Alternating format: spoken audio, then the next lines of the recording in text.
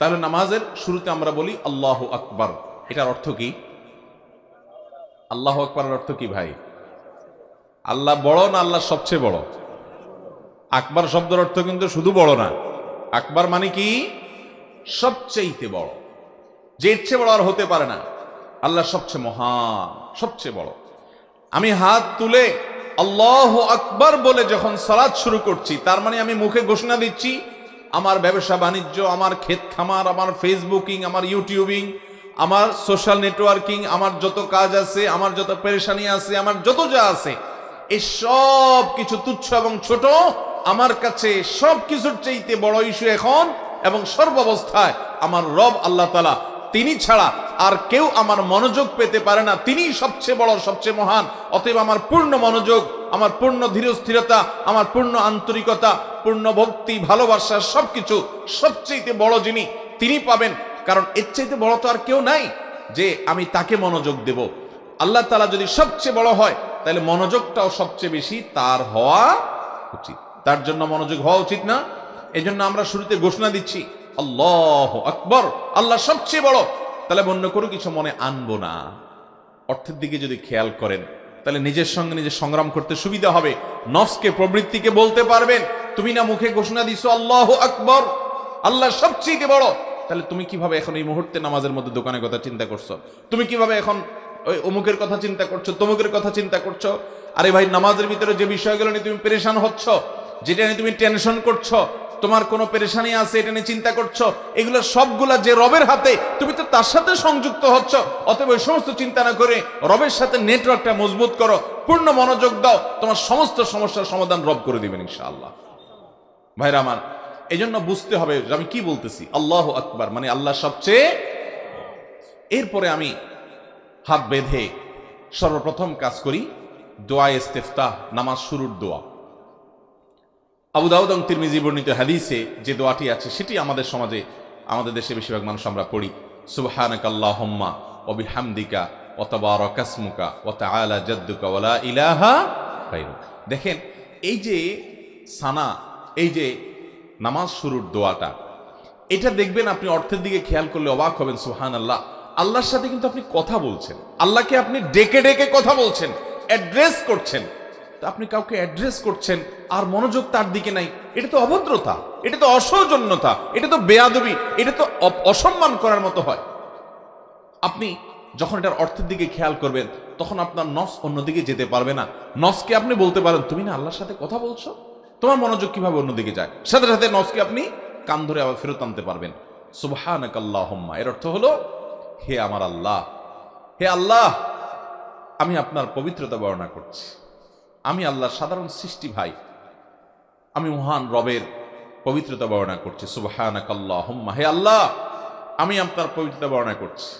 ওয়া বিহামদিক, এবং আপনার প্রশংসা করছি, আপনার গুণকীর্তন করছি। সুবহানাকাল্লাহুম্মা ওয়া বিহামদিকা ওয়া তাবারাকা ইসমুকা, এবং আপনার নাম এটা মহান, এটা বরকতময়, আপনার নাম এটা বরকতময়। ওয়া তাআলা জাদ্দুকা, আপনার মর্যাদা সুমহান, সবচেয়ে বেশি, আপনি স্রষ্টার সব সৃষ্টি। ওয়ালা ইলাহা গায়রুক, এবং আপনি ছাড়া সত্যিকারের কোনো মাবুদ নাই। দেখেন, এখানে আপনি আপনি করে প্রত্যেকটা জায়গায় কিন্তু সম্বোধন করছেন। সুবহানাকাল্লাহুম্মা, হে আল্লাহ, আপনার পবিত্রতা বর্ণনা করছি। ওয়া বিহামদিকা, আপনার প্রশংসা জ্ঞাপন করছি। ওয়া তাবারাকা ইসমুকা, আপনার নাম বরকতময়। ওয়া তাআলা জাদ্দুক, আপনার মর্যাদা সুমহান। ওয়ালা ইলাহা গায়রুক, আপনি ছাড়া কোনো সত্যিকারের মাবুদ, উপাস্য নাই। এখানে কিন্তু কয়বার আপনি আপনি আপনি করে আল্লাহকে বলছেন, এতবার আপনি আল্লাহর সাথে কথা বলছেন ডাইরেক্ট ডেকে ডেকে। এই জন্য তো নবী সাল্লাল্লাহু আলাইহি সাল্লাম বলেছেন যে বান্দা যখন নামাজে দাঁড়ায়, সে কিন্তু নামাজে দাঁড়িয়ে আল্লাহর সাথে কথা বলে। তাহলে আপনি কিন্তু এখানে শুরুতেই কথা শুরু হয়ে গেল। দেখেন, সুবহানাকাল্লাহুম্মা ওয়া বিহামদিকা ওয়া তাবারাকা ইসমুকা ওয়া তাআলা জাদ্দুকা ওয়া লা ইলাহা গায়রুকার মধ্যে আপনি কয়বার আল্লাহ তাআলাকে? প্রায় 5 বার সম্ভবত। সুবহানাকাল্লাহুম্মা একবার, ওয়া বিহামদিকা দ্বিতীয়বার, ওয়া তাবারাকা ইসমুকা তৃতীয়বার, ওয়া তাআলা জাদ্দুকা চতুর্থবার, ওয়া লা ইলাহা গায়রুক 5 বার আল্লাহকে আপনি আপনি আপনি বলে সম্বোধন করছেন। আল্লাহ, আপনার পবিত্রতা বর্ণনা করছি, আপনার প্রশংসা জ্ঞাপন করছি, এবং আপনার নাম বরকতময়, আপনার মর্যাদা সর্বোচ্চ সুমহান, এবং আপনি ছাড়া সত্যিকারের কোনো মাবুদ নাই। 5 বার আপনি আপনি করে আল্লাহর সাথে আপনি আল্লাহকে ডেকে ডেকে কথা বলছেন, অথচ আপনার মনোযোগ আরেক দিকে কিভাবে যেতে পারে? আল্লাহ তাআলা আমাদেরকে মনোযোগের সাথে নামাজ পড়ার তৌফিক দান করুন। এরপরে আসেন দোয়া ইস্তেফতার জায়গায় আরো দোয়া আছে। আরেকটা দোয়া আছে যেটি বুখারীতে বর্ণিত হয়েছে, নবী করিম সাল্লাল্লাহু আলাইহি ওয়াসাল্লাম হাত বাঁধার পর, আল্লাহু আকবার হাত বাঁধার পর এরপর তিনি এই দোয়াটাও করতেন, আল্লাহুম্মা বাঈদ বাইনি ওয়া বাইনা খাতায়ায়া কামা বা'আদতা বাইনাল মাশরিকি ওয়াল মাগরিব। আল্লাহ, পৃথিবীর পূর্ব এবং পশ্চিমের মধ্যে যে পরিমাণ দূরত্ব আপনি রেখেছেন, আমার অপরাধ, আমার পাপ, আমার গুনাহগুলোর সঙ্গে আমার এরকম দূরত্ব করে দেন, অর্থাৎ সেগুলো মাফ করে দেন আপনি। এবং আল্লাহুম্মা নাক্কিনি মিনাল খাতায়া কামা ইউনাক্কা সাওবুল আবিয়াদু মিনাদ দানাস। আল্লাহ, নোংরা কাপড় যেরকম পরিচ্ছন্ন করে ফেলে মানুষ, ধুয়ে পরিষ্কার করে ধবধবে পরিষ্কার করে ফেলে, আমার ভুল ত্রুটিগুলোকে আপনি সেরকম পরিষ্কার করে দেন। এবং আল্লাহুম্মা আগসিল খাতায়ায়া, আল্লাহুম্মা আগসিল খাতায়ায়া কামা বিল মাই ওয়াস সালজি ওয়াল বারাদ। আল্লাহ, আমার ভুল ত্রুটিগুলোকে আপনি পানি, বরফ এগুলো দিয়ে ধুয়ে পরিষ্কার করে দিন, অর্থাৎ গুনাহগুলো মাফ করে দিন। আবার কোন কোন বর্ণনায় আসছে, ইন্নী ওয়াজ্জাহতু ওয়াজহিয়াল্লাযী ফাতারাস সামাওয়াতি ওয়াল আরদা হানিফা ওয়া মা আনা মিনাল মুশরিকিন। বিরাট বড় দোয়া, কোরআন কারীমের আয়াত সহকারে। এটা নবী সাল্লাল্লাহু আলাইহি সাল্লাম হাত বাঁধার পরে সুবহানাকা আল্লাহুম্মার জায়গা মাঝে মধ্যে পড়তেন। তো যাই হোক, আমি একটা যেটা আমরা সবচেয়ে বেশি পড়ি শুধু সেটা তর্জমাটাই করে দিলাম। তাহলে আমরা জানলাম যে সুবহানাকা আল্লাহুম্মার মধ্যে কি বলছি। এখানে আল্লাহর প্রশংসা করছি, আল্লাহর পবিত্রতা বর্ণনা করছি, আল্লাহর বরত্ব বর্ণনা করছি, আল্লাহর একত্ববাদের স্বীকৃতি দিচ্ছি। অনেকগুলো বিষয় এখানে চলে আসছে। এরপর আমরা আউযু বিল্লাহি মিনাশ শাইতানির রাজিম পড়ি। কেন আউযু বিল্লাহ পড়ি জানেন? কোরআন পাঠ করব আমরা, সূরা ফাতিহা পড়বো না এখন নামাজে? যেহেতু সুবহানাকাল্লাহ পড়লাম, এখন কি পড়বো? আলহামদু সূরা পড়বো না? এই জন্য কোরআন তেলাওয়াতের শুরুতে আউযু বিল্লাহ পাঠ করতে হয়। আচ্ছা, আউযু বিল্লাহ কেন পাঠ করতে হয় কোরআন তেলাওয়াতের শুরুতে? আল্লাহ তাআলাই সর্বোচ্চ ভালো জানেন, সর্বাধিক ভালো জানেন। কিন্তু অনেক উলামা একরাম কোরআন তেলাওয়াতের শুরুতে আউযু বিল্লাহ কেন পাঠ করতে হয়? আল্লাহ কোরআন নির্দেশ করেছেন যে ইযা ক্রাআতাল কুরআনা ফাসতাইজ বিল্লাহি মিনাশ শাইতানির রাজিম। যখন তোমরা কোরআন তেলাওয়াত করবে তখন শয়তান থেকে পানা চাইবা। কেন? অন্য কোনো কাজে আপনি কোরআন একটা ভালো কাজ করবেন, এখন শয়তান থেকে পানা চাওয়ার কি হলো? আপনি ব্যবসা করতে যাবেন, সেখানে সাথে শয়তানি করতে না পারে, আপনি পানা চাইতে পারেন। কিন্তু কোরআন তেলাওয়াত শুরু করবেন, এখন আবার শয়তান থেকে কেন পানা চাইতে হবে? অনেক উলামা একরাম বলেছেন যে এর কারণ হলো এই কোরআন তেলাওয়াত করতে গিয়ে, কোরআন পড়তে গিয়ে আপনি যাতে কোরআন থেকে সঠিকটা বোঝার বৈপরীতে শয়তান যাতে আপনাকে ভুলটা না বুঝায়, গোমরা যেন না করে, এবং কোরআন তেলাওয়াতের যে আজমত আছে যেন ঠিক মতো করতে পারেন, শয়তান যেন মাঝখানে শয়তানি করতে না পারে, সেজন্য আগে আল্লাহর কাছে পানা চান। আউযু বিল্লাহি মিনাশ শাইতানির রাজিম, আমি পানা চাই, আশ্রয় চাই আল্লাহর কাছে বিতাড়িত শয়তান থেকে। পানা চাইলেন। আপনি যখন অর্থের দিকে খেয়াল করবেন, দেখেন আল্লাহর কাছে এখানে দোয়া করছেন আপনি, পুরো নামাজটা দোয়া, এখানে দোয়া শুরু হয়ে গেছে। আউযু বিল্লাহি মিনাশ শাইতানির রাজিম, অর্থাৎ আমি আল্লাহর কাছে আশ্রয় চাই, প্রার্থনা করি, পানা চাই বিতাড়িত শয়তান থেকে, যাতে শয়তান আমার মনোযোগ নষ্ট না করে, আমার তেলাওয়াতে বিঘ্ন সৃষ্টি না করে। এরপরে আমি বলছি বিসমিল্লাহির রহমানির রহিম, আমি আল্লাহর নামে শুরু করছি যিনি অসীম দয়ালু, সীমাহীন মেহেরবান, রহমান রহিম, যিনি যার দয়ার কোনো শেষ নেই, তার নামে আমি শুরু করছি। এরপরে বলছি আলহামদুলিল্লাহি রাব্বিল আলামিন, সকল প্রশংসা, সকল প্রশংসা এটি সেই রবের জন্য যিনি সকল জগৎসমূহের পালনকর্তা, নবমণ্ডল, ভূমণ্ডল, সৃষ্টি জগতে যত যা কিছু আছে সব কিছুকে প্রতিপালন করেন যিনি, সেই রবের জন্য আমি প্রশংসা জ্ঞাপন করছি। আপনি যখন এটা বলেন, সাথে সাথে আল্লাহ জবাব দেন হামিদানি আব্দি, আল্লাহ বলেন আমার বান্দা আমার প্রশংসা করেছে। আমাদের প্রশংসার জবাবে আল্লাহ বলেন বান্দা আমার কি করেছে? প্রশংসা করেছে। এরপর আপনি যখন বলেন আর রহমানির রহিম, আল্লাহ আপনি রহমান, আপনি রহিম, আপনি অসীম দয়ালু, আপনি পরম করুণাময়, আপনার করুণার কোনো শেষ নাই, আপনার দয়ার কোনো শেষ নেই। তখন আল্লাহ তাআলা জবাব বলেন আসনা আলাইয়া আবদি, বান্দা আমার স্তুতি এবং প্রশংসা বর্ণনা করেছে। এরপর আমরা যখন বলি মালিকি ইয়াউমিদ্দিন, আল্লাহ আপনি কিয়ামত দিবসের মালিক, তখন আল্লাহ তাআলা বলেন মাজ্জাদানি আবদি, বান্দা আমার মর্যাদা বর্ণনা করেছে। অনেক উলামা ইকরাম বলেছেন, অনেক স্কলারগণ, মুহাদ্দিসিন ইকরাম বলেছেন মাজ্জাদানি আবদি, এটা যখন আমরা বলি তখন মূলত দুইটা অর্থ হয়। এক হলো আল্লাহ তাআলা নিজেই তো আয়াত নাযিল করেছেন, মালিক ইয়াউমিদ্দিন, আল্লাহ সম্পর্কে আল্লাহ পরিচয় দিয়েছেন তিনি হলেন কিয়ামত দিবনের বিচার দিবসের মালিক। কিয়ামত দিবসের বিচার দিবসের মালিক হওয়ার কথা বলে এখানে আমাদেরকে যেমন উৎসাহ দেয়া হয়েছে, আশার বাণী শোনানো হয়েছে, আবার সতর্ক করা হয়েছে। কিভাবে? একজন পাপিষ্ঠ ব্যক্তি তার জন্য সতর্কবার্তা। তুমি কার অবাধ্য হচ্ছ, কার নাফরমানি করছো। দুনিয়ার এই খেলা শেষ হবে, এই আয়োজন শেষ হবে, চোখ দুটো বন্ধ হয়ে যাবে, শরীরটা নিস্তেজ হয়ে ঠান্ডা হয়ে যাবে। তোমাকে যেতে হবে কবরে, সেখান থেকে সৃষ্টি করে আল্লাহর সামনে তোমাকে দাঁড় করানো হবে, পুনরায় তোমাকে তৈরি করে আল্লাহর সামনে দাঁড় করানো হবে, তোমার পুরো জীবনের হিসাব নেওয়া হবে। তুমি কার অবাধ্য হচ্ছ জানো? তিনি কে? মালিক ইয়াউমিদ্দিন, কিয়ামতের দিনের মালিক, অধিপতি তিনি, তার অবাধ্য হচ্ছ। এটা পাপিষ্ঠদের জন্য সতর্কবার্তা। আর যারা আল্লাহ আমলদার ইমানদার বান্দা, আল্লাহর ভয় যারা অন্তরে লালন করে, তাদের জন্য এখানে সান্ত্বনার বার্তা। তাদের জন্য ব্যাপারটা এরকম যে তুমি এত কষ্ট করছো, নামাজ পড়তে গিয়ে তোমার অনেক লস করতে হচ্ছে, সময় তুমি দিচ্ছ, মনোযোগ তুমি দিচ্ছ, অনেক হারাম থেকে বেঁচে থাকছো আল্লাহর ভয়ে, এত যে স্যাক্রিফাইস, এত যে ত্যাগ তুমি করছো, এগুলো বৃথা যাবে না। তুমি টেনশন করবে না, কারণ তুমি যার ইবাদত করছো তিনি তো মালিক ইয়াউমিদ্দিন, কিয়ামতের দিনের মালিক, অধিপতি, তার ইবাদত করছো। অতএব তিনি তোমাকে দেখবেন, তোমাকে রক্ষা করবেন, হেফাজত করবেন। এটা এক প্রকার সান্ত্বনা ইমানদারদের জন্য। এরপরে আমরা যখন বলি ইয়্যাকা না'বুদু ওয়া ইয়্যাকা নাস্তাঈন, আল্লাহ শুধু আপনারই গোলামি করি, দাসত্ব এবং গোলামি শুধু কার করি? শুধু আল্লাহ। ওয়া ইয়্যাকা নাস্তাঈন, এবং আমার যত অলৌকিক প্রার্থনা আছে, সহযোগিতা চাওয়া আছে, আমি সাহায্য চাই শুধুমাত্র আপনার কাছেই। আমার ইবাদত শুধু আপনার জন্যই করি, গোলামি শুধু আপনারই করি, আর আমার প্রার্থনা শুধু আপনার কাছেই, অন্য কারোর কাছে আমার সাহায্য প্রার্থনা আমি করি না। এটা যখন বান্দা বলে, তখন আল্লাহ রাব্বুল আলামিন জবাবে বলেন, আল্লাহর কথা আমরা শুনতে পাই না, কিন্তু হাদিসে কুদসিতে আল্লাহ তাআলা বলেছেন, বান্দা যখনই এটা বলে আল্লাহ জবাব দেন।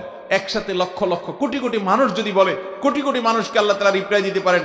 টেকনোলজির উন্নতির এই যুগে একসঙ্গে কত মানুষকে রিপ্লাই দিতে পারে মেশিন, সেখানে মেশিন যাদের মাথা থেকে বের হয়েছে, তাদের সৃষ্টিকর্তা রব্বে কারীমের জন্য এগুলো কোনোটাই অসম্ভব নয়। তিনি জবাবে বলেন, হাদা বাইনি ওয়া বাইনা আবদি, এই যে একটা কথা বান্দা বলল যে আল্লাহ আপনারই গোলামি করি আর আপনার কাছেই সাহায্য চাই, এটা আমার এবং বান্দার মধ্যকার একটা আলাপচারিতা, যে সে আমাকে গোলামি করে বলেছে এবং আমার কাছে সাহায্য চাওয়ার কথা বলেছে। বলে আবদি মা সাআল, আর বান্দা আমার কাছে যা চাইলো তাকে তাই দেয়া হবে। এরপরে যখন বান্দা একেবারে শেষেরটুকু পড়ে যে ইহদিনাস সিরাতাল মুস্তাকিম, সাহায্যটা কি চাই? মূলত আল্লাহ আমাকে সঠিক পথ দেখান। আল্লাহ আমি জানি না, দুনিয়াতে হাজারটা পথ, এক একজন এক এক দিকে ডাকে, আমি মাঝে মধ্যে ধোঁয়াশার মধ্যে পড়ে যাই, কোন পথে চললে সেই পথের শেষ মাথায় জান্নাত মিলবে। আমি যেটাকে জান্নাতের পথ মনে করে আগাচ্ছি, না জানি শেষে জাহান্নাম অপেক্ষা করছে, আমি জানি না। আমি সত্য পথ থেকে না জানি ডানে বামে বিচলিত হয়ে যাই। সেজন্য ইহদিনাস সিরাতাল মুস্তাকিম, আল্লাহ আপনার প্রশংসা গুণকীর্তন করছি আমি, আপনি আমাকে সঠিক পথ, সিরাতে মুস্তাকিম, সরল পথটা আপনি আমাকে দেখিয়ে দেন। সিরাতাল্লাযীনা আন'আমতা আলাইহিম, সঠিক পথ কোনটা? সেই সকল ব্যক্তিবর্গের পথ যাদের প্রতি আপনি নেয়ামত দিয়েছেন, তাদের পথ। তারা কারা? অন্য আয়াতে আল্লাহ বলেছেন, উলাইকাল্লাযীনা আন'আমাল্লাহু আলাইহিম মিনান নাবিয়্যিনা ওয়াস সিদ্দীকিনা ওয়াশ শুহাদাই ওয়াস সালিহিন ওয়া হাসুনা উলাইকা রাফিকা, যাদের প্রতি আল্লাহ নেয়ামত দিয়েছেন তারা নবীগণ, সত্যবাদী ইমানদার বান্দাগণ, শহীদগণ, সৎ নেক কর্মশীল বান্দাগণ, সেসব মানুষদের পথে আমাকে পরিচালিত করিয়েন আল্লাহ। সূরা ফাতিহার মধ্যে আমরা দোয়া করি, গায়রিল মাগদুবি আলাইহিম ওয়ালাদ-দাল্লিন, যাদের উপরে আপনার গজব নাজিল হয়েছে, ইহুদিরা, ওয়ালাদ-দাল্লিন, আর যারা পথভ্রষ্ট হয়ে গেছে, সঠিক পথ থেকে সরে গেছে, খ্রিস্টানরা। এই দুই গ্রুপের পথে যেন আমি না চলি আল্লাহ, আমি যেন নবীদের পথে থাকতে পারি, আপনার নেয়ামতপ্রাপ্ত বান্দাদের পথে থাকতে পারি। এভাবে সূরা ফাতিহাতে আমরা আল্লাহর কাছে দোয়া করি, এরপরে বলি আমিন, অর্থাৎ আল্লাহ আপনি আমার দোয়া কবুল করেন। তাহলে দাঁড়িয়ে আমরা আল্লাহতে সূরা ফাতিহার মধ্যে মূল বিষয় হলো আল্লাহর প্রশংসা গুণকীর্তন করার পর এর উপর আল্লাহর কাছে আমরা আসল জিনিসটা চাই, সেটা হলো হেদায়েত। হেদায়েত চাইতে গুরুত্বপূর্ণ কোনো জিনিস ইমানদারের জীবনে নাই। প্রতি রাকাতে হেদায়েতের প্রার্থনা করার শিক্ষা স্বয়ং আল্লাহ তাআলা দিয়েছেন। এরপর আসেন আমরা সূরা মিলাই। বিসমিল্লাহ তর্জমা তো জানলেন। সূরাতে এসে আমরা অনেক সূরা মিলাই, আমরা যার যেটা সুবিধা হয় আমরা মিলাইতে পারি। আমি শুধু দুইটা সূরার কথা বলি, সূরা কাফিরুন, সূরা ইখলাস। বিভিন্ন সালাতের মধ্যে আকারেও ছোট, আবার এই সূরাগুলো পড়ার ব্যাপারে উৎসাহিত দেওয়া করা হয়েছে বিভিন্ন জায়গায়। সূরা কাফিরুনে আমরা কি বলি? কুল ইয়া আইয়ুহাল কাফিরুন, হে রাসূল আপনি বলে দিন, হে কাফিররা, লা আ'বুদু মা তা'বুদুন, তোমরা যাদের ইবাদত করো এই সমস্ত মূর্তির ইবাদত উপাসনা আমরা করি না। দেখেন এই সূরাটা খুব প্রিয় একটা সূরা ছিল নবী সাল্লাল্লাহু আলাইহি ওয়াসাল্লামের কাছে, সাহাবীদের কাছে, আল্লাহর নেককার বান্দাদের কাছে অনেক পছন্দের একটা সূরা ছিল। কারণ এখানে আল্লাহর একত্ববাদের ঘোষণা দেয়া হয়, শিরক থেকে মুক্ত থাকার ঘোষণা দেয়া হয়। ঈমানদার কখনো সে শিরকের ব্যাপারে আপোষ করতে পারে না। এই জন্য এই সূরার ভিতরে সেই শিক্ষা রয়েছে সূরা কাফিরুনের ভিতরে, কুল ইয়া আইয়ুহাল কাফিরুন, হে রাসূল বলে দিন, হে অবিশ্বাসীরা যারা আমার রবের প্রতি ঈমান রাখো না, আমার রবের প্রতি আমাদের আল্লাহকে যারা বিশ্বাস করো না, একত্ববাদে যাদের বিশ্বাস নাই, তোমরা শুনে রাখো, লা আ'বুদু মা তা'বুদুন, তোমরা যে সমস্ত প্রতিমার মূর্তির আল্লাহ ছাড়া গায়রুল্লাহর বিভিন্ন ব্যক্তি বস্তুর পূজা করো, এদের পূজা আমি করি না। লা আ'বুদু মা তা'বুদুন ওয়ালা আনতুম আবিদুনা মা আ'বুদ, আর আমি যে রবের একত্ববাদ এর স্বীকার করি, স্বীকৃতি দেই এবং এক আল্লাহর ইবাদত করি, তোমরা তার ইবাদত করো না। ওয়ালা আনা আবিদুনা ওয়ালা আনা আবিদুম মা আবাদতুম, আবারও একই কথা যে তোমরা যার ইবাদত করো আমি তার ইবাদত করব না। লাকুম দীনুকুম ওয়ালিয়া দীন, তোমাদের কর্মের ফল তোমরা পাবা আর আমার কর্মের ফল আমি পাবো। লাকুম দীনুকুম ওয়ালিয়া দীনের তরজমা অনেকে করে যে তোমাদের ধর্ম তোমাদেরটা ঠিক আছে, আমার ধর্ম আমারটাও ঠিক আছে। এরকম দুই নম্বরই তরজমা করলে মুগুরের মার একটাও নিচে পড়বে না। দিন শব্দের অর্থ হলো প্রতিদান। দিন শব্দের অর্থ কি? মূলত লাকুম দীনুকুম, তোমাদের জন্য তোমাদের প্রতিদান আর আমার জন্য আমার প্রতিদান। এর মানে এই না যে ঠিক আছে তোমাদের দিনও তোমরা পালন করছো ওইটাও ঠিক আছে, আমি আমারটা পালন করছি এটাও ঠিক আছে। দিন এবং ঈমানের ব্যাপারে, শিরক এবং কুফরের প্রশ্নে ঈমানদার এরকম জগাখিচুড়ি চিন্তা ভাবনার হলে তার ঈমানই থাকবে না। অতএব সূরা আপনার কাফিরুনের মধ্যে আমরা এই তর্জমা করলাম। সূরা ইখলাসটা আমরা অনেক সময় বেশি পড়ি এবং সূরা ইখলাসকে নবী করিম সাল্লাল্লাহু আলাইহি সাল্লাম, সাহাবায়ে কেরাম অনেক বেশি পছন্দ করতেন। কুল হুয়াল্লাহ সূরা, এটাকে পছন্দ করার কারণে অনেক সাহাবীকে নবী সাল্লাল্লাহু আলাইহি সাল্লাম বলেছেন, এর মহব্বতের কারণে এই সূরাকে তুমি পছন্দ করো, এই কারণে তুমি জান্নাতে যাবে। অর্থাৎ এই নিয়ামতটি আল্লাহ তাআলার কাছে অনেক বেশি পছন্দ, এই ইবাদতটি আল্লাহর কাছে অনেক পছন্দ যে তুমি এই সূরাকে পছন্দ করো। এই সূরা পছন্দের কারণ কি? কোরআনে কারীমের একমাত্র সূরা, সূরা ইখলাস হলো গোটা কোরআনের একমাত্র সূরা। এই সূরার সাবজেক্টই হলেন স্বয়ং আল্লাহ রাব্বুল আলামিন। আল্লাহর সত্তা সম্পর্কে, আল্লাহর জাত ছাড়া এই সূরাতে আর কোনো বিষয়ের আলোচনা নাই। এই সূরাতে আল্লাহর পরিচয় উল্লেখ করা হয়েছে। কুল, হে রাসূল বলে দিন, হুয়াল্লাহু আহাদ, তিনি আল্লাহ এক। কুল হুয়াল্লাহু আহাদ, এখানে আল্লাহর একত্ববাদের কথা বলা হচ্ছে। দেখেন আল্লাহর কথা প্রথম আয়াতে বলা হলো, এরপর দ্বিতীয় আয়াত কি? আল্লাহুস সামাদ, আল্লাহ তাআলা অমুখাপেক্ষী, তিনি কারো মুখাপেক্ষী নন, এখানে আল্লাহর পরিচয় উল্লেখ করছে। এরপর তৃতীয় আয়াত, লাম ইয়ালিদ ওয়া লাম ইউলাদ, যিনি কাউকে জন্ম দেননি এবং তাকেও কেউ জন্ম দেয়নি। ওয়া লাম ইয়াকুল লাহু কুফুয়ান আহাদ, এবং তার সমকক্ষ, তার সমান আর কেউ নেই। দেখেন আল্লাহর কিন্তু আপনি এখানে অর্থ বর্ণনা করছেন, আল্লাহর পরিচয় উল্লেখ করছেন। কুল হুয়াল্লাহু আহাদ, বলুন যে তিনি আল্লাহ এক, আল্লাহুস সামাদ, তিনি আল্লাহ অমুখাপেক্ষী। আল্লাযী লাম ইয়ালিদ ওয়া লাম ইউলাদ, যিনি কাউকে জন্ম দেননি, তাকে কেউ জন্ম দেয়নি। ওয়া লাম ইয়াকুল লাহু কুফুয়ান আহাদ, তার সমকক্ষ কেউ নেই। তাহলে দাঁড়িয়ে আপনি সূরা ফাতিহা কি বলছেন, সূরা ইখলাসে কি বলছেন, সূরা কাফিরুনে কি বলছেন, এছাড়া আরো যে সূরাগুলো বেশি বেশি পড়েন এগুলোর তর্জমা অর্থ আপনি দেখে নেবেন এবং নামাজের ভিতরে ওই মনের অর্থটা স্মরণ করে করে সালাত আদায় করার চেষ্টা করবেন। দানো সবচেয়ে বড়, রোকনটা শেষ। এরপর আসেন আল্লাহু আকবার বলে আপনি রুকুতে যান। রুকুতে যে আপনি কি বলেন? সুবহানা রাব্বিয়াল আযীম, আমার মহান রবের পবিত্রতা বর্ণনা করছি। সুবহানা রব্বি মানে আমার রব, হে আমার রব, আমার রবের, মহান রবের পবিত্রতা আমি বর্ণনা করছি। আপনি এটা বারবার বলতে থাকেন, বারবার বলতে থাকেন। রুকুতে আরো তাসবিহ আছে, আমরা জানি না, ওই একটাই ভালো করে পড়া হয় না, জন্ম থেকে। নবী করিম সাল্লাল্লাহু আলাইহি সাল্লাম রুকুতে কখনো কখনো বলতেন সুবহানাকাল্লাহুম্মা রব্বানা ওয়া বিহামদিকা আল্লাহুম্মা ফিরলি, হে আল্লাহ আপনার পবিত্রতা বর্ণনা করছি, আপনার পবিত্রতা বর্ণনা করছি, আপনি আমার রব এবং আপনার প্রশংসা করছি, আপনি আমাকে মাফ করে দেন। রুকুর তাসবিহ এটা, আল্লাহর কাছে দোয়াও আছে এখানে। নবী সাল্লাল্লাহু আলাইহি সাল্লাম কখনো কখনো এটা পড়তেন, কখনো কখনো পড়তেন সুবহানা সুবহানাদিল জাবারুতি ওয়াল মালাকুতি ওয়াল কিবরিয়া ওয়াল আযমা।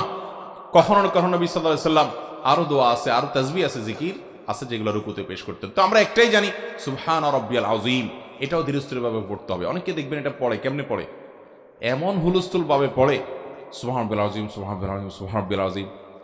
আপনি কি বলছেন নিজেই আপনি টের পাচ্ছেন না। আল্লাহর প্রশংসা করছেন, আপনি কোন নেতার সামনে গিয়ে, তার অফিসে গিয়ে, এমপি সাহেবের অফিসে গিয়া আপনি যদি এমপি সাহেবকে বলেন, এমপি সাহেব আপনার চরিত্র ফুলের মতো পবিত্র, আপনার চরিত্র ফুলের মতো পবিত্র, বলবে কি মাথা ঠিক আছে?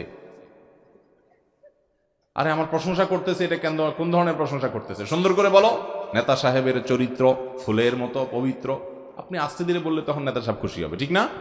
কিন্তু আপনি যদি বলেন যে নেতা সাহেব আপনার চরিত্র ফুলের মতো পবিত্র, আপনার চরিত্র ফুলের মতো পবিত্র, বলবো কি ব্যাপার, পাগল হয়ে গেছে নাকি? এত হুলস্থুল করলে তোমার বলতে বলছে কেডা?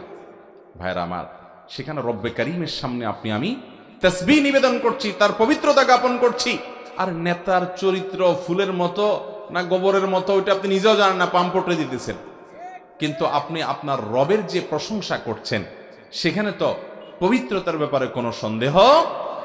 তাহলে ওই নেতাকে এত সুন্দর করে বলতে পারেন, আপনার রবের সামনে আপনি সুন্দর করে বলতে পারেন না, কি জবাব হবে কিয়ামতের ময়দানে? কয়দিন যে রুকুতে সুবহান রাব্বিয়াল আযীম মহব্বতের সাথে আস্তে আস্তে করেছেন, সুবহান রাব্বিয়াল আযীম, সুবহান রাব্বিয়াল আযীম, সুবহান রাব্বিয়াল আযীম, কয়দিন করেছেন ভাই?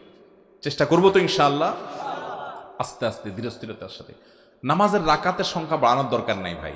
ফরজ নামাজের পর সুন্নতে মুআক্কাদা নামাজ পড়লেন, নফল পড়তে নাই বা পারলেন, অসুবিধা নাই, কিন্তু ধীরে ধীরে পড়েন। সংখ্যা বাড়ায়া লাভ নাই যদি আপনার কোয়ালিটি নষ্ট হয়। কোয়ালিটি ঠিক রাখেন, আল্লাহ তাআলার কাছে হুলস্থুল মার্কা নামাজের কোনো দাম হবে না। খুব ধীরে ধীরে পড়তে হবে। এরপরে রুকু থেকে তাসবিহ শেষ করার পর আপনি দাঁড়াবেন, কি বলে উঠবেন? সামি আল্লাহু লিমান হামিদা। এর অর্থ যে আল্লাহর প্রশংসা করে, আল্লাহ কিন্তু এটা শুনতে পান, আল্লাহ সেটা শুনতে পান। সামি আল্লাহু লিমান হামিদা, যে আল্লাহর প্রশংসা করে আল্লাহ তাআলা সে শুনতে পান। এটা বলতে বলতে আপনি রুকু থেকে উঠতেছেন, এবং এটা বলে যখন রুকু থেকে উঠলেন, তারপরে আপনি সাথে সাথে আল্লাহর প্রশংসা করে দিচ্ছেন, রব্বানা লাকাল হামদ। অনেক হাদিসে আসছে রব্বানা ওয়ালাকাল হামদ, দুইটা বিশুদ্ধ হাদিসে আসছে, রব্বানা ওয়ালাকাল হামদ বা রব্বানা লাকাল হামদ। আমি উঠার সময় বলছি যে আল্লাহর প্রশংসা কেউ করলে আল্লাহ কিন্তু শুনতে পান। সাথে সাথে আমি আবার বলে দিলাম, হে আমার রব, আপনার প্রশংসা আমি জ্ঞাপন করছি। ওই যে আল্লাহ প্রশংসা শুনতে পান, এই জন্য আমি সাথে সাথে নিজে প্রশংসা করে দিলাম, আল্লাহ শুনলেন। এরপরে আরেকটা বাক্য আছে, আমরা বেশিরভাগ লোক জানি না। রব্বানা লাকাল হামদের পরে কি আছে বলেন তো? মাশাআল্লাহ মাশাআল্লাহ। কক্সবাজারের মানুষ তো অনেক জানেন মাশাআল্লাহ, দেখা যাচ্ছে বেশিরভাগ মানুষ আমাদের দেশে জানেন না। রব্বানা লাকাল হামদ হামদান কাসীরান তাইয়িবান মুবারাকান ফীহ। এক সাহাবী নামাজের পেছনে, নবী করিম সাল্লাল্লাহু আলাইহি ওয়াসাল্লামের পিছনে, উনি যখন সামি আল্লাহু লিমান হামিদা বলছেন, সবাই রব্বানা লাকাল হামদ বললেন। এক সাহাবী এটা বলে উঠছে, হামদান কাসীরান তাইয়িবান মুবারাকান ফীহ। নবী সাল্লাল্লাহু আলাইহি ওয়াসাল্লাম বললেন নামাজের পরে, কে এটা পড়ছো? এখন যিনি পড়ছে উনি আর ভয় কিছু যে আমি ভুল টুল করলাম নি কোনো। তখন নবী করিম সাল্লাল্লাহু আলাইহি ওয়াসাল্লাম বলেছেন যে ভয় ভয় উনি বললেন, ইয়া রাসূলুল্লাহ আমি বলছি কোনো সমস্যা? বললেন না না, সমস্যা তো না, বরং আল্লাহর ফেরেশতারা এই বাক্যটা বলার পর তারা কাড়াকাড়ি করছিল কে আল্লাহর কাছে এটা নিয়ে জমা দিবে। এত বেশি ফজিলতপূর্ণ মর্যাদাপূর্ণ একটা ইবাদত তুমি করেছো। এই জন্য ভাইরা, রুকু থেকে উঠেই হুলস্থুল করে দৌড় দিবেন না। অনেকে তো এমন ভাবে রুকু সিজদা করে ভাই, হাবভাব এরকম যে বাসায় যদি আসতে আসতে রাস্তাঘাটে দাঁড়ায় দাঁড়ায় সূরা কেরাত গুলো পড়ে ফেলান যাইতো, শুধু মসজিদে আইসা রুকু সিজদা গুলো মেরে দিয়ে চলে যাওয়া যেত, তাহলে সবচেয়ে ভালো হতো। এটা বোঝা যায় কেমনে জানেন? মনে করেন আল্লাহু আকবার বলে হাত বাঁধলো, তুফান মেল সূরা ফাতিহা পড়ে ফেললো, কি পড়লো নিজেও টের পাইলো না, আরেকটা সূরা মেরে ফেললো তাও টের পাইলো না। অনেক সময় যদি নামাজের পর জিজ্ঞাসা করেন, আপনি নিজেকে জিজ্ঞাসা করেন, মনে করার চেষ্টা করেন কোন সূরা পড়ছি আজকে, বলতে পারবেন না, খবর নেই। চিন্তা করেন, এরপরে আপনি রুকুতে যাচ্ছেন, অনেকে দেখবেন সূরা এখনো শেষ হয় নাই, পড়তেছে ছোট একটা সূরা, তাও এখনো শেষ হয় নাই, ওই শেষের দিকে এক আয়াত পড়ে পড়তে পড়তে রুকুতে চলে যাচ্ছে, মানে বাকিটা পথে পথে পড়তেছে। আছে না নাই? রুকুতে গিয়া সুবহান রাব্বিয়াল আযীম সুবহান রাব্বিয়াল আযীম দুইবার বলছে, তৃতীয়বার সে উঠতে উঠতে পথে পথে পড়তেছে। এই নামাজ নিয়ে আল্লাহর সামনে কিভাবে যাবেন ভাই? কি কাজে আসবে সালাত? এক ব্যক্তি এরকম নামাজ পড়ছে, নবী সাল্লাল্লাহু আলাইহি সাল্লাম ডেকে বলছেন, এদিকে আসো। এরকম তাড়াহুড়া করে নামাজ পড়ার পরে বলছেন, কুম ফাসাল্লি ফাইন্নাকা লাম তুসাল্লি, যাও আবার নামাজ পড়ো, কারণ তোমার নামাজ হয় নাই। নামাজই হয় নাই, উনি যে আবার পড়লেন। একই অবস্থা, তুফান মিল নামাজ। নবী সাল্লাল্লাহু আলাইহি ওয়াসাল্লাম এবারও ডাক দিলেন। উনি আসলেন, নামাজ শেষ করে এসে সালাম দিলেন নবী সাল্লাল্লাহু আলাইহি ওয়াসাল্লামকে। তখন তিনি বললেন, কুম ফাসাল্লি ফাইন্নাকা লাম তুসাল্লি, আবার পড়ো, তোমার নামাজ হয় নাই। 3 বার পড়ার পর লোকটা এবার এসে বলছে, ইয়া রাসূলুল্লাহ, বিনয়ের সাথে বলছেন, আমি এর চাইতে ভালো নামাজ তো আর জানি না, আপনি আমাকে তাহলে শিখাই দেন। তখন নবী করিম সাল্লাল্লাহু আলাইহি ওয়াসাল্লাম বলেছেন, তুমি যখন দাঁড়াবে ধীরস্থিরতার সাথে, আপনি আল্লাহু আকবার বলে হাত বাঁধছেন, একটু নিঃশ্বাস ফেলেন, দম নেন, এরপরে সানা সুবহানাকাল্লাহ শুরু করেন, এরপরে দম নেন, সূরা ফাতিহা শুরু করেন, এরপরে দম নেন, অন্য সূরা মিলানো শুরু করেন, তারপর আপনি একটু দম নেন, স্থির হন, একদম স্থির হয়ে রুকুর জন্য প্রিপারেশন নেন মেন্টাল। তারপরে এবার আল্লাহু আকবার, খুব ভক্তি সহকারে, গাম্ভীর্যতা সহকারে, যে এখন দানের মধ্যে আবার আমার অন্যদিকে মনোযোগ আসছে কিনা, এই জন্য আমি আল্লাহু আকবার বলছি রুকুতে যাওয়ার সময়, আল্লাহ সবচেয়ে বড়, আমার এই মনোযোগ রাখা যাবে না, আল্লাহ সবচেয়ে বড় বলে আল্লাহর কথা স্মরণ হয়ে রুকুতে আমি ঝুঁকে পড়ছি, আমি দাঁড়িয়ে প্রশংসা করছি, রুকুতে গিয়ে আমি ঝুঁকে পড়ে অবনত হয়ে আল্লাহর সামনে নিজের অস্তিত্বকে ভেঙে দিয়ে, ছোট করে, তুচ্ছ করে আমি আল্লাহর সামনে শ্রদ্ধা নিবেদন করছি। আমি কি করে নিজেও জানি না। এরপরে রুকুতে গিয়ে আপনি স্থির হয়ে সোজা হবেন। নবী সাল্লাল্লাহু আলাইহি ওয়াসাল্লাম ওই সাহাবীকে শিখাচ্ছেন, এরপরে তুমি রুকু করার পর হাত্তা তাতমাইন্না রাকিআন, রুকু করার পর পরিপূর্ণভাবে তুমি স্থির হবে, একদম সেট হবে রুকুতে গিয়ে। এরপর শুরু করবে রুকুর তাসবিহ, সুবহান রাব্বিল আযীম ইত্যাদি। তারপরে এটা শেষ করার পর তুমি রুকু থেকে দাঁড়াবে, দাঁড়ানোর পর দাঁড়াইয়াই আবার দৌড় দিবে, এটা হবে না। এটাকে নবী করিম সাল্লাল্লাহু আলাইহি ওয়াসাল্লাম বলেছেন কানাকরিদ দিক, মুরগে ঠোকর দেয় দেখছেন, খায় কেমনে, ঠক ঠক ঠক ঠক করে খায় না? তো আপনার রুকু থেকে উঠতেছেন নামতেছেন, উঠতেছেন নামতেছেন, তাড়াহুড়া করতেছেন না, মুরগির ঠোকর দেওয়ার মতো। নবী করিম সাল্লাল্লাহু আলাইহি ওয়াসাল্লাম বলেছেন, তোমাদেরকে বলবো, তোমরা তো তোমাদের সবচেয়ে খারাপ চোরকে, আমাদের সমাজে বহু চোরের কথা আপনারা শুনছেন, গরু চোর আছে, টিন চোর আছে, গম চোর আছে, সরকারি টাকার চোর আছে, মুরগি চোর আছে, ডিম চোর আছে, দোকান চোর আছে, বিভিন্ন চোর আছে না? এর ভিতরে সবচেয়ে নিকৃষ্ট চোরকে? নবী করিম সাল্লাল্লাহু আলাইহি ওয়াসাল্লাম বলেছেন যে নামাজ চুরি করে। আরে নামাজ আবার কিভাবে চুরি করে? বলে নামাজ চুরি মানে হলো ওই যে রুকুতে ফাঁকি দেয়, সুবহানাল্লাহ উঠতে উঠতে পড়ে, স্থির হয়ে পড়ে না, সময় দিতে রাজি না, উঠে সোজা হয়ে পুরো টান টান হয়ে না দাঁড়ায় আবার দৌড় দেয়, এই যে ফাঁকি দেয়, এটা হলো নামাজ চুরি করা, সবচেয়ে নিকৃষ্ট চোর। সম্ভবত হুযায়ফা ইবনে ইয়ামান রাদিয়াল্লাহু তাআলা আনহু, উনি একজন ব্যক্তিকে দেখলেন খুব হুলস্থুল করে নামাজ পড়ছে, তাকে ডাক দিলেন, ডাক দিয়ে বললেন, তুমি এই টাইপের নামাজ কতদিন পড়তেছো? উনি অনেক বছরের কথা বললেন, এত বছর ধরে আমি নামাজ পড়ছি। তখন উনি বললেন, আল্লাহর শপথ করে বলছি, এই নামাজ তুমি এত বছর ধরে একই সিস্টেমে নামাজ পড়ছো, এই নামাজ নিয়ে যদি কবরে যাও তো মুহাম্মদ সাল্লাল্লাহু আলাইহি সাল্লামকে আল্লাহ যেই নামাজের নির্দেশ দিয়েছেন ওই নামাজ নিয়ে তুমি এক ওয়াক্ত নিয়ে কবরে যেতে পারবা না। কি নামাজ পড়ছি, কি পেশ করবো আল্লাহর কাছে? মসজিদে আমি প্রায় সময় তাকায় দেখি ডানে বামে, আমি একটু তাড়াহুড়া স্বভাবের মানুষ, আমার কথাবার্তা একটু তাড়াহুড়া করে বলি, কিন্তু তারপর আমি দেখি যে বেশিরভাগ মুসল্লিরা আমার আগে আগেই নামাজ শেষ। আমার তো স্বভাবটাই তাড়াহুড়া, তারপরও দেখি যে না, আমিও ফেল করে যাই, পারি না। এবং যেদিন আমি একটু তুলনামূলকভাবে তাড়াহুড়া করে পড়ি, আল্লাহ মাফ করুন, সেদিনও দেখি যে আমি সবার শেষ, মানে আমার আগে সবাই শেষ, মসজিদ খালি। ভাইরা আমার, এই নামাজ নিয়ে আল্লাহর সামনে দাঁড়ানো যাবে না। ওই সাহাবীকে নবী সাল্লাল্লাহু আলাইহি ওয়াসাল্লাম শিখিয়ে দিয়েছেন আস্তে আস্তে করতে হবে। অতএব রুকুতে যাবেন স্থির হয়ে আল্লাহু আকবার, গাম্ভীর্যতার সাথে বলবেন আল্লাহু, বলেন আল্লাহু আকবার, আল্লাহ সবচেয়ে বড়। আপনি রুকুতে যাচ্ছেন এটা বলতে বলতে, মানে কি? মানে হলো আমার অন্য কোনো মনোযোগ, ওই যে শুরুতে আল্লাহু আকবার দিয়ে শুরু করছি, কোনো মনোযোগ নাই আমার, সব কিছু বাদ।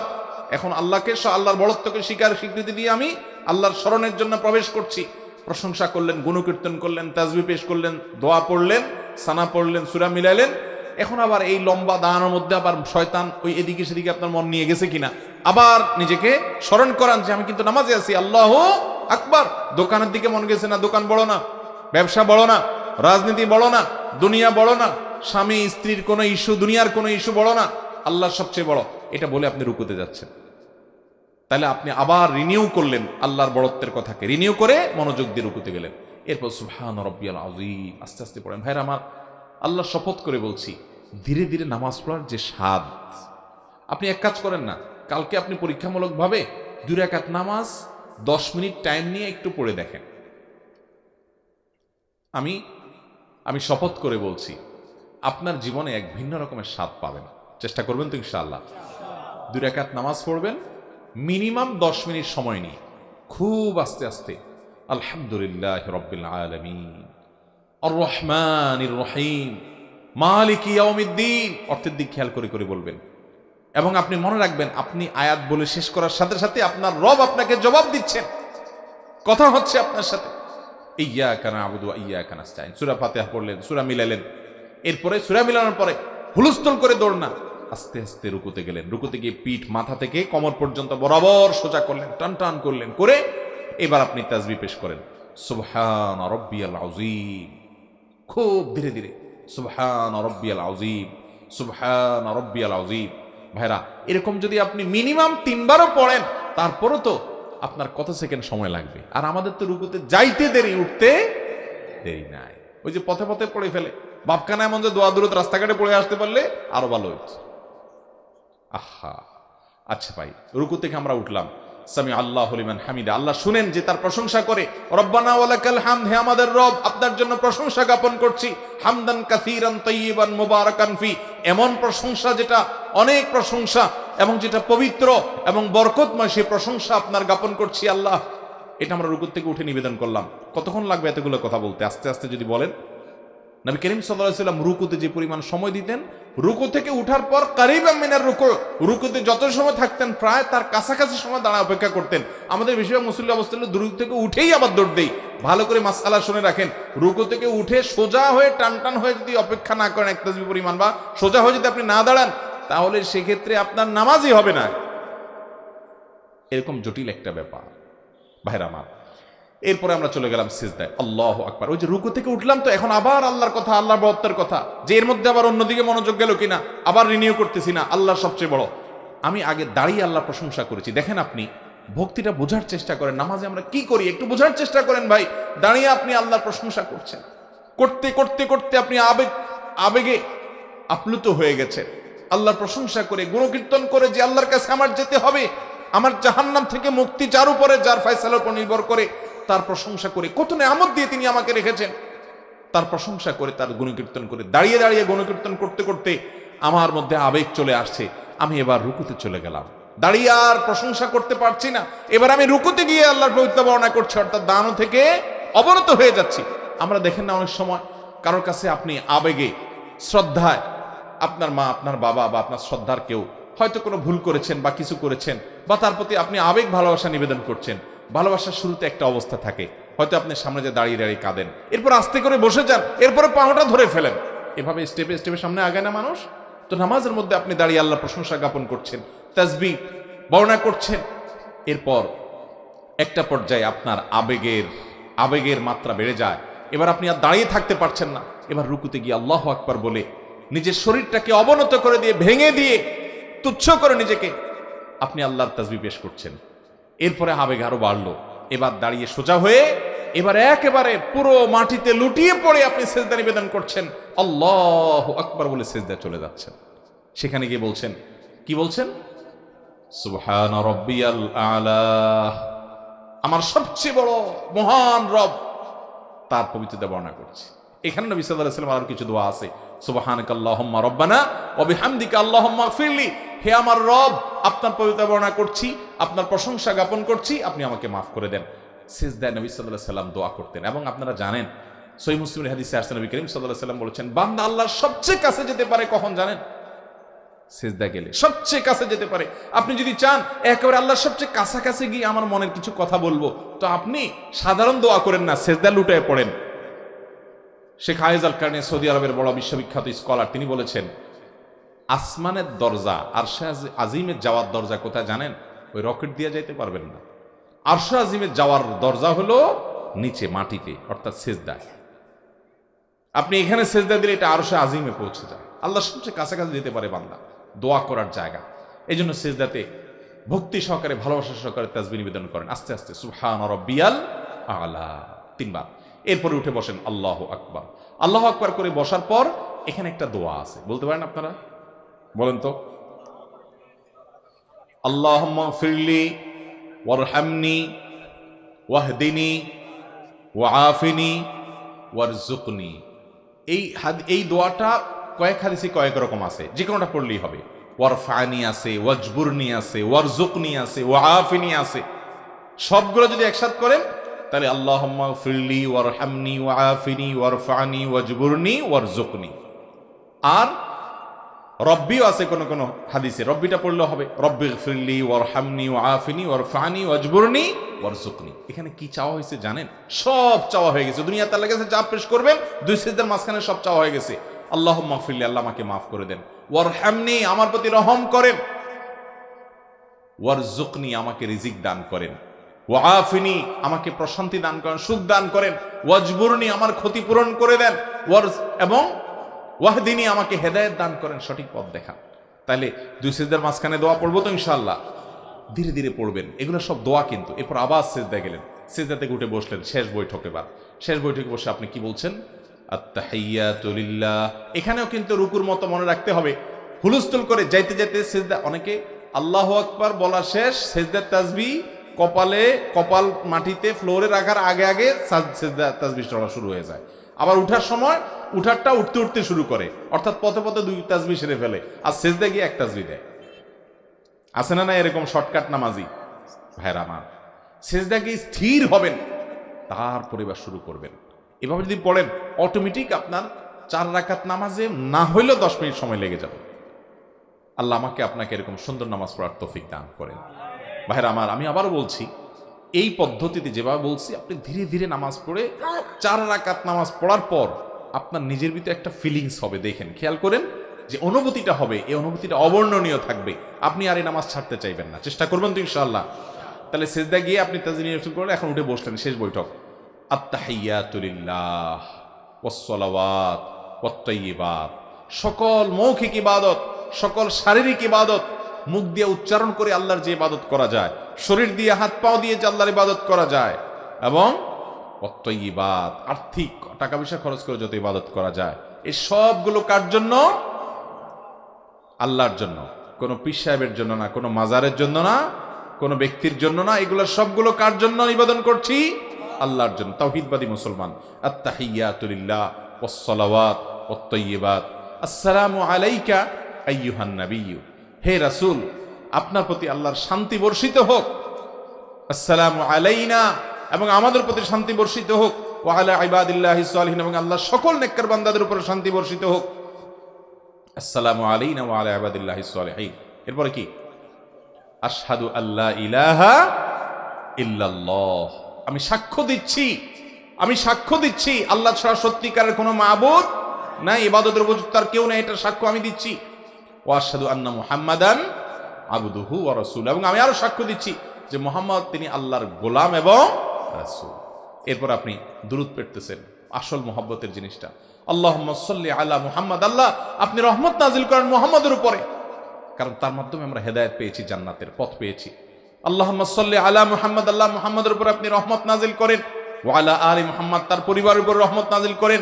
কামা সাল্লাইতা আলা ইব্রাহিম, যেমন আপনি রহমত নাজিল করেছেন আপনার নবী ইব্রাহিমের উপরে।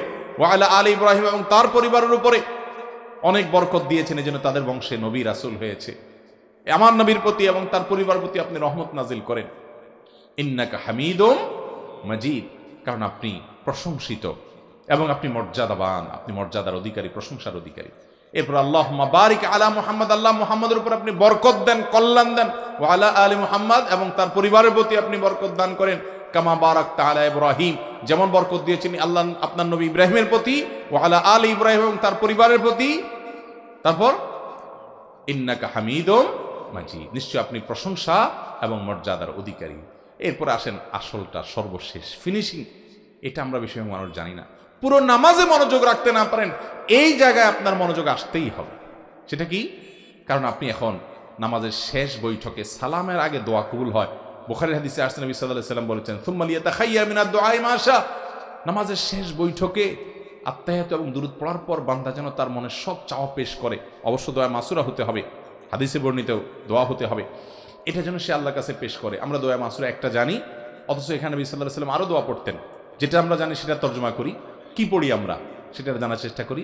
আল্লাহুম্মা ইন্নী যালামতু, মানে কি? বলেন? আহা, আল্লাহ আমি নিজের প্রতি নিজে জুলুম করেছি, আল্লাহ আমি অবিচার করছি, কত পাপ কত অপরাধ করছি আল্লাহ, এগুলার শাস্তি যদি আপনি আমাকে দেন, এটা ভোগ করার ক্ষমতা আমার।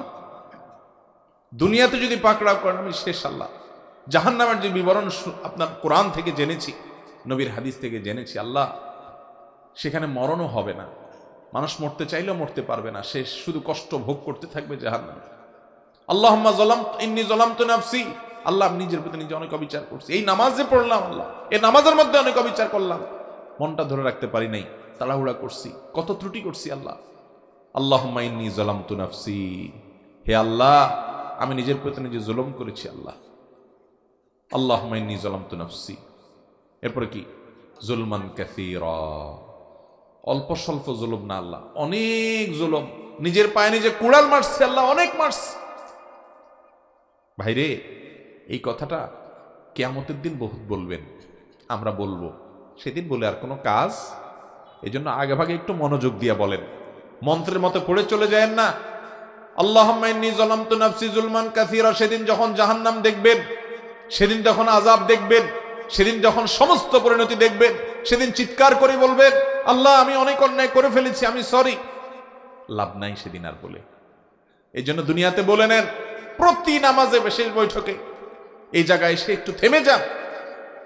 আল্লাহুম্মা ইন্নী যালামতু নাফসি জুলমান কাসীরা, আল্লাহ আমার নিজের প্রতি নিজে আমি অনেক অবিচার করেছি, এত অবিচার, এটার যদি শাস্তি আপনি দেন কি অবস্থা হবে সেটা মনে রেখে আমরা পড়বো আল্লাহুম্মা ইন্নী যালামতু নাফসি জুলমান। দেখেন এখানে আল্লাহর সাথে কথা বলতেছেন, কিন্তু পুরো নামাজ জুড়ে আমি বললাম না আল্লাহর সাথে কথা। আল্লাহুম্মা মানে কি? হে আল্লাহ। আল্লাহুম্মা মানে কি? হে আল্লাহ। এখানে কিন্তু আল্লাহকে ডাকতেছেন, আপনি আল্লাহকে অ্যাড্রেস করছেন, আল্লাহকে সম্বোধন করছেন, আর আপনার মনোযোগ দিয়ে অন্যদিক থাকে, তাহলে কত বড় অভদ্রতা হয় এটা। আল্লাহুম্মা ইন্নী যালামতু নাফসি, ও আল্লাহ আমি নিজের প্রতি নিজে জুলুম করছি, তাহলে আল্লাহর দিকে মনোযোগ দিতে হবে, আল্লাহর দিকে মাইন্ড নিতে হবে। জুলমান কাসীরা, তারপর কি?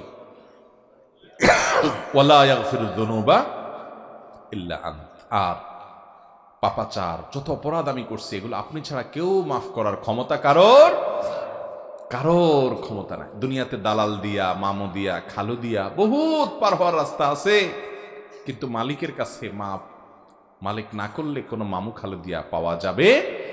ওয়ালা ইয়াগফিরুয যুনুবা ইল্লা আনত, আল্লাহ আমার অনেক পাপ অপরাধ আমি করেছি, এই নামাজটা পড়তে গিয়ে কত ভুল ভাল করে বসে আছি, কত অবিচার করছি, আপনার প্রতি অশ্রদ্ধা হয়, সেরকম অন্য মনস্ক হয়ে নামাজ পড়েছি আল্লাহ, এটা আল্লাহ আপনার প্রতি অশ্রদ্ধা হয়।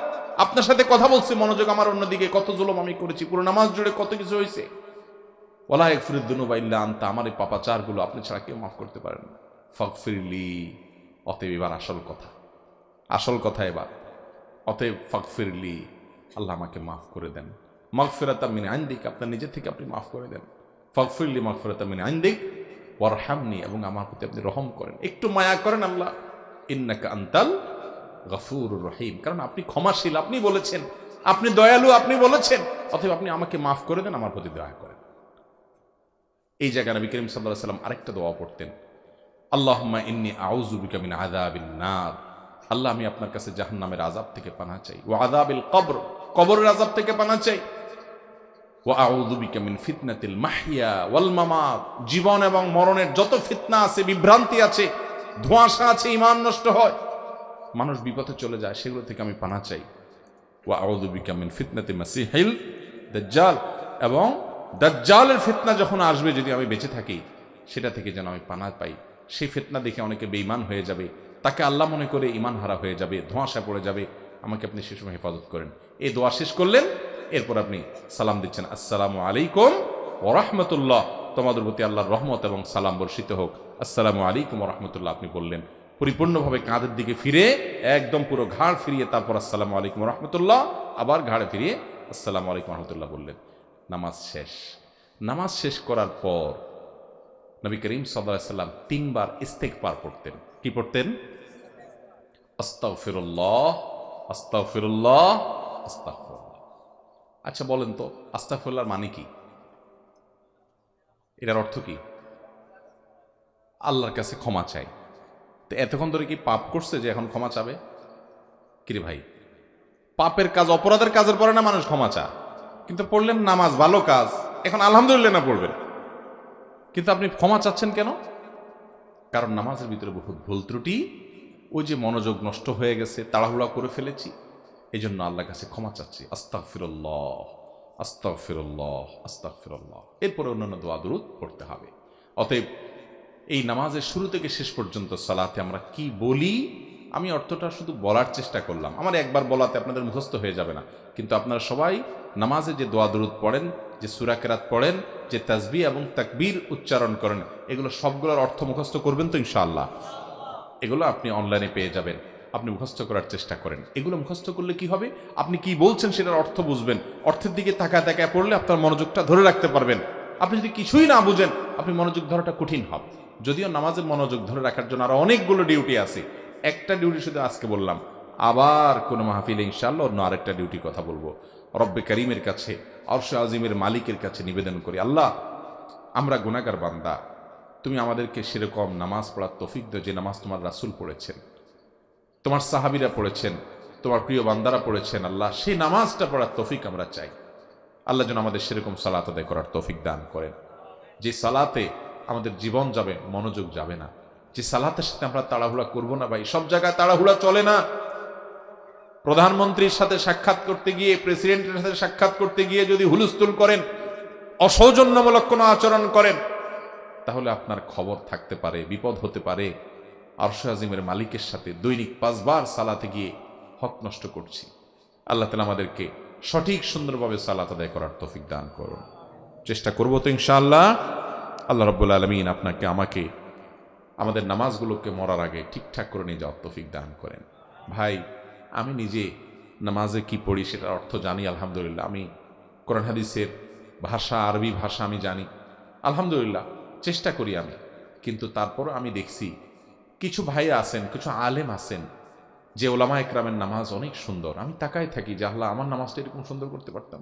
কিছু জেনারেল শিক্ষিত ভাই আছে, সাধারণ শিক্ষিত ভাই আছেন যারা আলেম না, আমি বিশ্বাস করেন তাদের দিকে তাকায় থাকি। এক দুজনকে আমি ব্যক্তিগতভাবে চিনি, তাদের সাথে যখন দেখা হয় যে সুবহানাল্লাহ, কত সুন্দর নামাজ পড়ছেন, 4 রাকাত নামাজ 15 মিনিট 20 মিনিট সময় দিচ্ছেন, কত লম্বা সময় নিচ্ছেন। ভাইরা আমার, আমরা যে তাড়াহুড়া করি, কেন তাড়াহুড়া করি? কারণ নামাজের পর আমার একটা কাজ আছে, তাই না?